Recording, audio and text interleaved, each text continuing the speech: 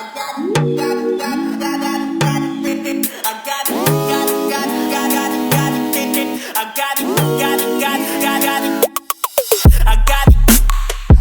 guys, welcome back to my channel, and this video is about nutrition again, of course. So I thought I make a video about how I eat now, because it's been quite some time since I lastly did a video about raw till 4, and most of my past videos have been about the benefits of raw till 4. So many people ask me, are you still raw till 4? What do you eat now? And I'm not strictly raw till 4 anymore. Mostly because I don't like to follow like strict rules about the fat ratio or about the minimum calories and so on. So I just believe in common sense, and I believe that very often the most simple things in life are the best ones and the easiest ones. I don't believe that you should stuff yourself until you're about to vomit.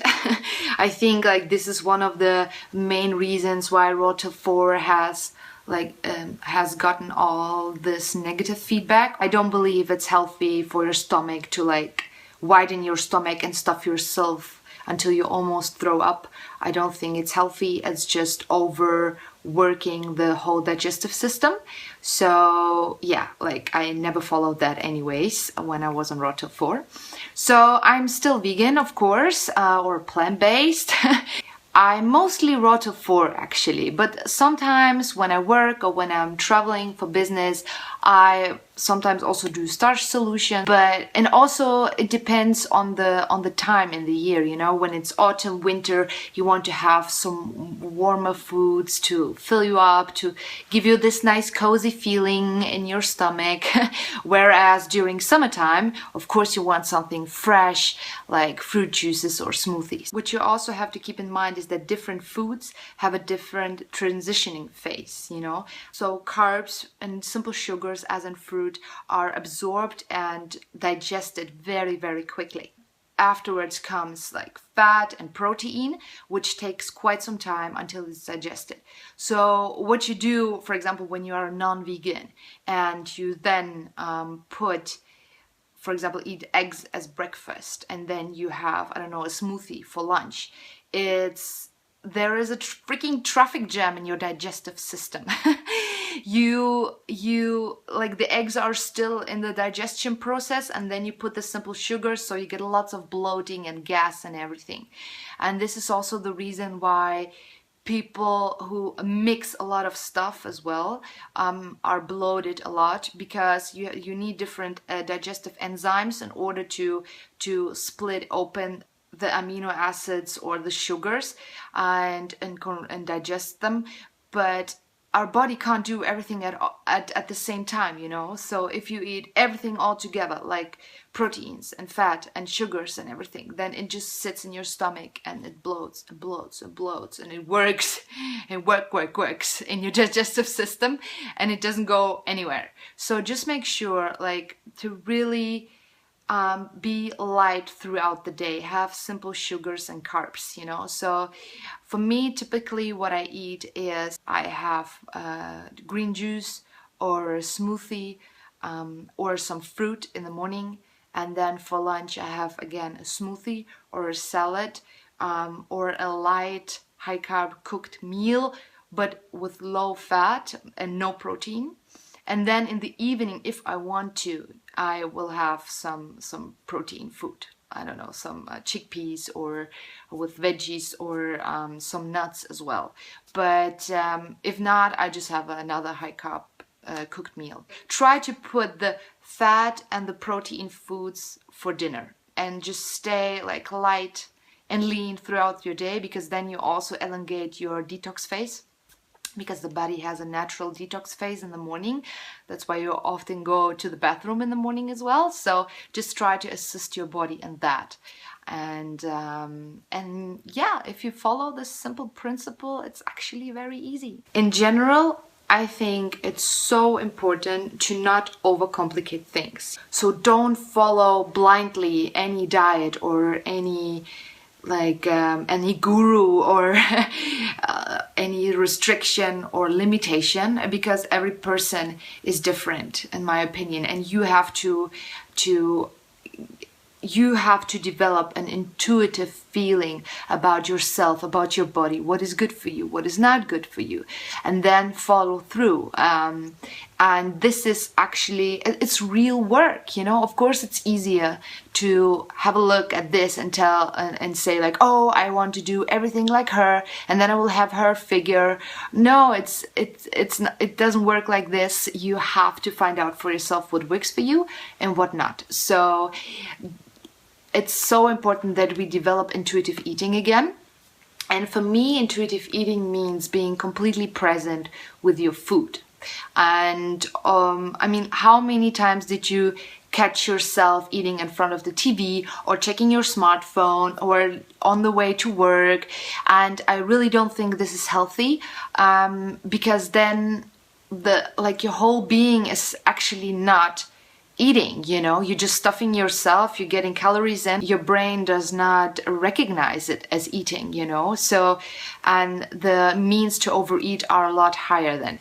So what I do before I eat, I always make sure to switch everything off, and then I create like a nice plate, and then I pray. I put my hands over my food, and I thank God for giving me this delicious high energy, high vibrancy food, and I thank for it, and then I eat it. And while eating, I know, or I tell myself like, oh, this food nourishes my body, it's so good for me, you know.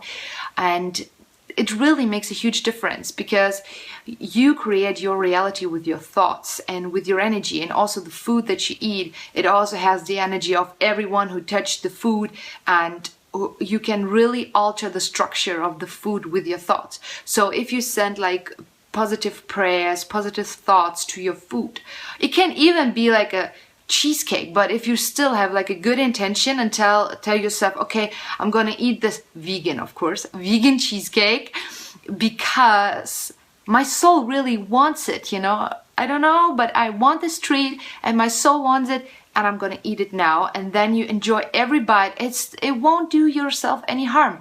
Whereas some people or some vegans that I had contact with, they even have a bad conscience when they eat, for example, a smoothie with too much chocolate powder in it.